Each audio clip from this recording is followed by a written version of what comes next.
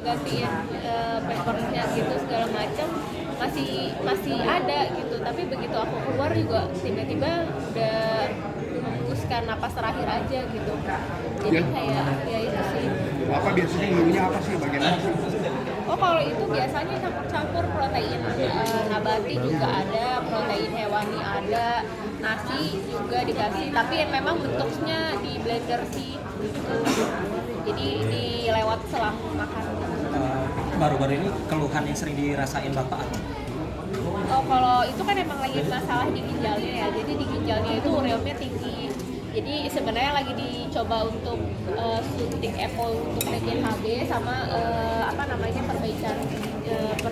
memperbaiki ginjalnya tuh lewat lebih perbanyak asupan cairan gitu.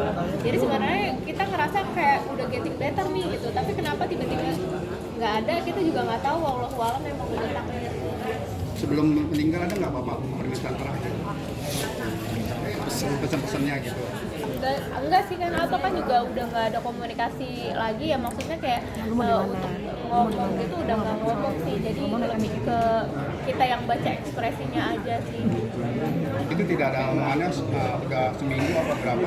Oh, udah lama, dari tahun 2024 kayaknya, apa 2021 tuh masih bisa ngomong, tapi dikit-dikit 2024 yang benar-benar sama sekali enggak. Tapi kalau Bapak ada di Rumah Sakit Polri Kramat Jati, kondisinya gimana sih? Kondisinya sebenarnya selalu ditanganin baik sama RS Polri ya, tapi memang kan kayak ibarat tubuh kita kan ibarat mesin ya, jadi kalau misalnya semakin tua kan makin banyak aja hal-hal yang mesti diperbaikin lah, ini ada yang rusak lah, ada apalah gitu, sama aja kayak organ-organ kita gitu. Jadi kita emang udah berusaha sebaik mungkin untuk memperbaiki kondisi status penilaian ininya lah, tubuhnya gitu. Tapi ya memang gitu. Ini Bapak meninggalkan berapa anak? 8. Berapa? Dari berapa anak perempuan, berapa laki berapa? Perempuan ada 6, laki ada perempuan ada 5, laki-laki ada 3. Ada yang nerusin jejak karirnya Bapak nggak? Abangku sih sebenarnya nyanyi. Dia masih aktif bawain tembang-tembangnya Bapak juga? Atau bikin sendiri? Bikin lagu sendiri sih, dia lebih ke bandnya beda genre sih. Kalau di rumah Bapak sering menyanyikan lagu itu atau ngajak anak-anaknya bernyanyi bersama? Kalau dulu waktu zaman awal-awal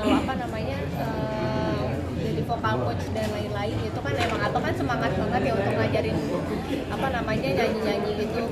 Tapi memang sebenarnya dari kecil pun kita udah dididik buat belajar nyanyi gitu. Jadi kayak mau nggak mau kita belajar vokal yang gitu, terus tarik nafas, tahan nafas, segala macam, kayak teknik ini, teknik itu kita diajarin gitu sih.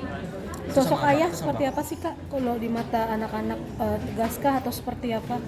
Kalau ayah orangnya sih kuat ya, maksudnya kayak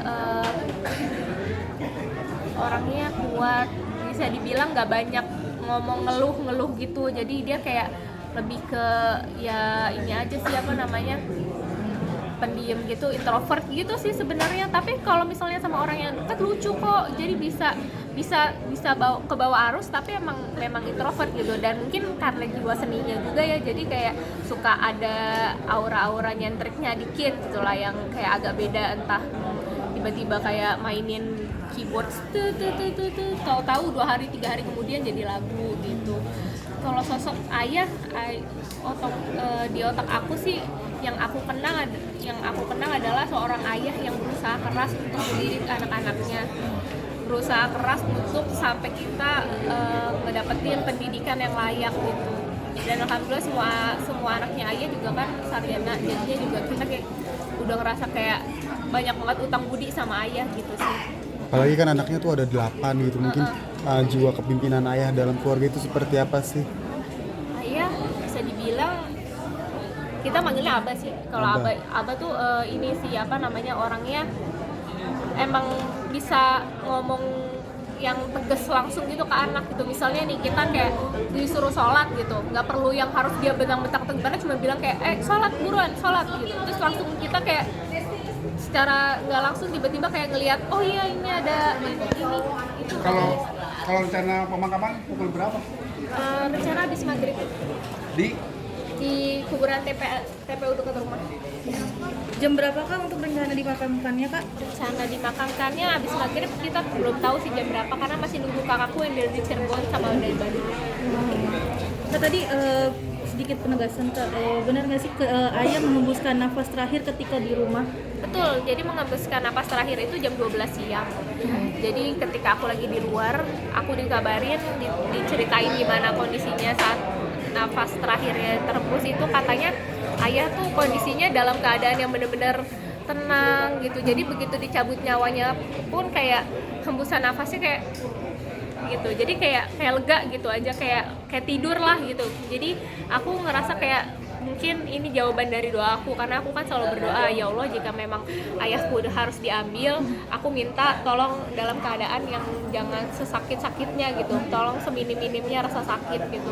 Mungkin ini jawaban dari doaku, udah waktunya ayahku berpulang, udah cukup waktunya aku berbakti sama orang tua. Mungkin tinggal dari doa aja sih yang bisa aku lakuin gitu. Momen apa sih kak yang benar-benar tidak bisa kamu lupakan selama ayah hidup gitu sampai dengan akhirnya dia tutup usia? Ayah itu kalau sama anak-anaknya ya, pendidikan itu kan nomor satu ya, pasti semua mau kayak gimana pun diusahain gitu. Kayak anaknya misalnya harus butuh biaya SPP segini sekian bulanan gitu, sekolah ya dia bakal cari kerja gitu, nanya ke temennya kayak ada job nggak apa-apa gitu segala macam gitu. Jadi emang usaha banget. Jadi emang ayah itu sosok yang bertanggung jawab, panutan banget, dan kayak kita juga ngerasa orangnya soleh sih, masya Allah. Ada pesan nggak yang tidak bisa kamu lupakan dari ayah semasa hidup gitu, misalkan abah sendiri sampai benar-benar sampai kamu ingat sampai dengan saat ini? Saya bukan pesen sih, tapi ada kata-kata yang sebenarnya selalu bikin aku kayak kuat gitu. Ayahku tuh suka bilang, Kak, Iya. mungkin kan ayah meninggal di rumah gitu. Sebelumnya sudah berada di rumah itu udah berapa lama? oh di rumah tuh udah semingguan, Udah semingguan ya? lebih deh kayaknya. Nah terakhir itu kan sempat dirawat rumah sakit itu kalau nggak salah sakit karena apa, mungkin kambuh lagi kan? Karena ginjal, iya. Oh, ginjalnya. Jadi memang perawatan ginjal sekarang. Jadi kan kalau kemarin itu stroke berulang ya. Iya, iya. Tapi ternyata juga ada Ginjalnya masalah juga. ginjal gitu. Oh. Jadi memang sudah komplikasi juga sih.